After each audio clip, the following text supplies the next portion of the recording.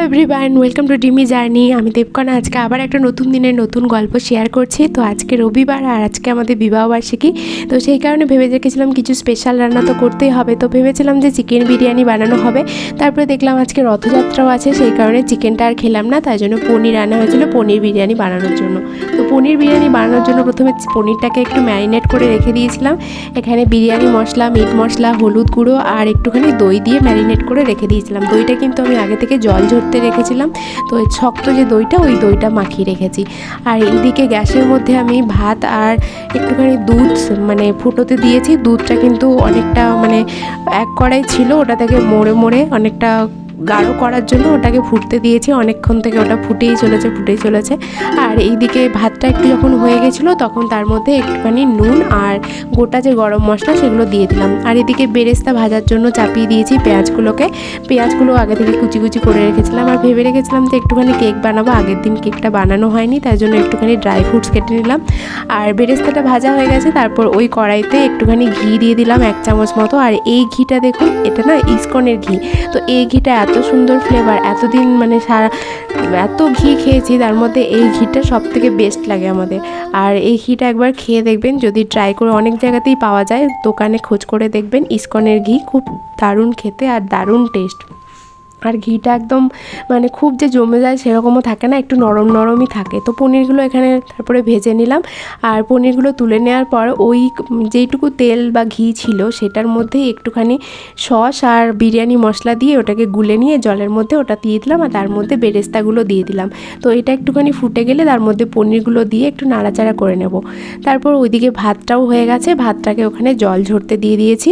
আর ভাতটা যখন একটু ড্রাই হয়ে যাবে তারপরে কিন্তু এখানে এটা দিয়ে দেবো। এই যা সব কিছু তো দিয়েছি, আলুটাই দিতে ভুলে গেছি জানেন তো। তো সেই জন্য আলুটাকে আবার প্রেশার কুকারে সেদ্ধ করতে বসালাম, নুন হলুদ দিয়ে ওটাকে সেদ্ধ করতে বসালাম।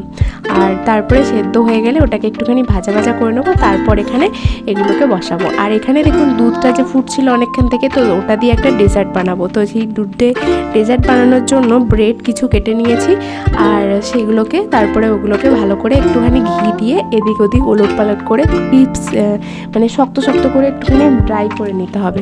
আর ওটাকে ছাঁকা তেলে ভাজলে, ছাঁকা ঘিতে ভাজলে বেশি টেস্ট হয়, কিন্তু অত ঘি দিয়ে তো আমি ভাজবো না, সেই জন্য হালকা ঘি দিয়ে ওটাকে ভেজে নেবো। তো এখানে বিরিয়ানিটা চাপিয়ে দিলাম, তারপরে একটুখানি ওপর থেকে ঘি ছড়িয়ে দিলাম। আমাদের একটু হালকা পাতলা বিরিয়ানি হয়, মানে ডায়েট বিরিয়ানি বলতে পারেন, মানে একটু একদম হালকা পাতলা। আর এখানে দেখুন দুধটা যে ফুটছিল ওর থেকে একটুখানি দুধ এক বাটি তুলে রেখেছিলাম, তার মধ্যে দুটো গুঁড়ো দুধের যে 10 টাকার পাউচগুলো হয় আমুলিয়া, সেই দুটো গুঁড়ো দুধ দিয়ে দিলাম। আর এখানে দেখুন তাওয়াতে এই ব্রেডগুলোকে ভালো করে ভেজে নিলাম একদম কড়কড়ে করে। তো তারপরে দুধটা একটুখানি আরেকটু জাল দিয়ে তার মধ্যে একটুখানি এলাচ থেতো করে দিয়ে দিলাম। আর তারপরে মিষ্টিটা এর মধ্যে দিয়ে দিয়েছি স্বাদ মতো, যে নুন 1 চিমটে নুন দিয়েছি। আর সমস্ত কিছু মিষ্টি যে সমস্ত রান্না করি না সবেই আমি একটুখানি 1 চিমটে করে নুন দিই, তাতে না টেস্ট অনেক বেশি বেড়ে যায়। এটা কিন্তু মানে আমি নিজে থেকে আর কি ট্রাই করে দেখেছি, পরে আমি শুনলাম অনেকের কাছে অনেকেই দেয় এটা, তো আমি কিন্তু এটা নিজে থেকেই ট্রাই করে দেখেছি, বেশ টেস্টটা ভালোই আসে। আর এই হচ্ছে বিরিয়ানি হয়ে গেছে। আর সব খাওয়া দাওয়া করে বিকেলবেলায় একটা পার্সেল চলে এলো।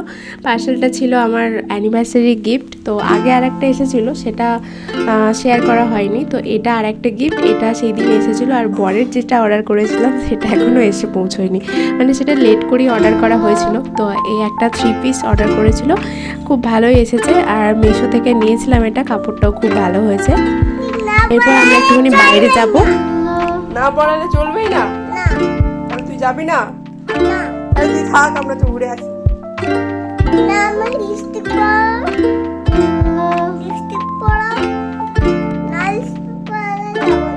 যাবে না তো?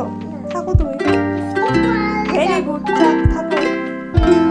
তো দেখতেই পেলেন কোথাও গেলেই তখনই এরকম করে বলতে থাকে যে আমাকে লিপস্টিক পরিয়ে দাও, এই পরিয়ে দাও, ওই পরিয়ে দাও। যত বড় হচ্ছে দিন দিন আসলে সাজুনি হয়ে যাচ্ছে, তো আস্তে আস্তে মেয়েটা আমার বড় হয়ে যাচ্ছে। তো যাই হোক, বেশি দূর যাওয়া হয়নি, সেদিন অনেক লেট হয়ে গেছিলো বলে সামনে নিউ টাউনে ও বলেছিল যাবে, ওখানে গিয়ে খেলাধুলা করবে। তো ওখানে গিয়ে কিছুটা খেলাধুলা করে তারপর একটু খাওয়া দাওয়া করে নিলাম, দিয়ে তারপর বাড়ি চলে এলাম। এই ছিল অ্যানিভার্সারি প্ল্যান। তো আজকের ভিডিওটাও এখানে শেষ করছি। আর ভিডিওটি ভালো লেগে থাকে তাহলে অবশ্যই একটা লাইক আর শেয়ার করে দেবেন। তো আজকের মতো এই পর্যন্তই, সবাই ভালো থাকবেন, সুস্থ থাকবেন, টাটা।